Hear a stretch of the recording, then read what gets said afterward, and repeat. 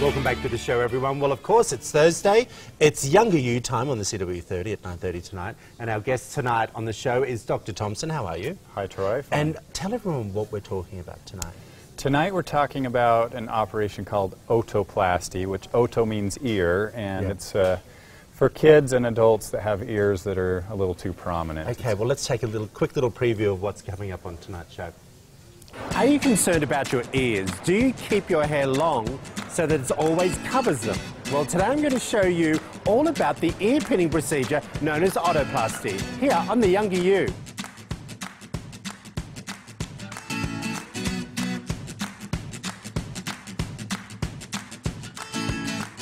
You ready for this? Yeah. Are you excited? Mm-hmm. Good.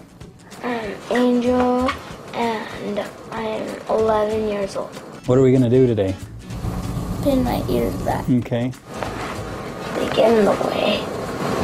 They're right here. Sometimes I want it back. He's feeling good for himself, but I'm so excited if they feel better.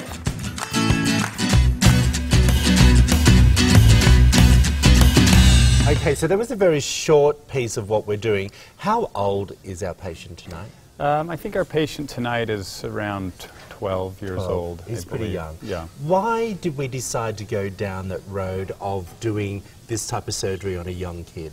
Well, this is driven usually by the patient, and when a child comes in and says, I'm getting teased about my ears or I'm bothered by my ears, then that's when we like to act. And what are some of the things that you look at when talking about this type of surgery with the mother and the child?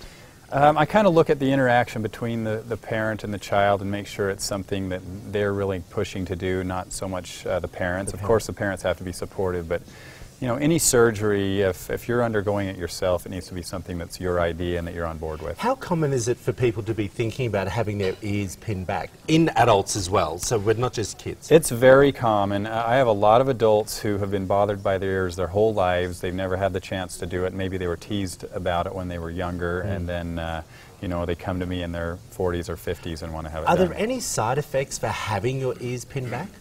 There really is very low risk with this surgery. There's the same risks with any surgery, bleeding and infection and things like that, but it's really a low surgery, high success rate kind of a surgery. And we were talking to our patient tonight when we were doing the show, and he wasn't necessarily picked on at school, but he was very aware of what was happening. Very aware and very self-conscious, and it's always indicative when kids wear their hair longer, because then they know, and particular girls, they don't want to pull their hair back. Then you know, it's something that they're sort of self-conscious about. And we're also showing a young girl that was on there, and she's a dancer. Right. And she said that she always had to have her hair pinned back and pulled back in a ponytail.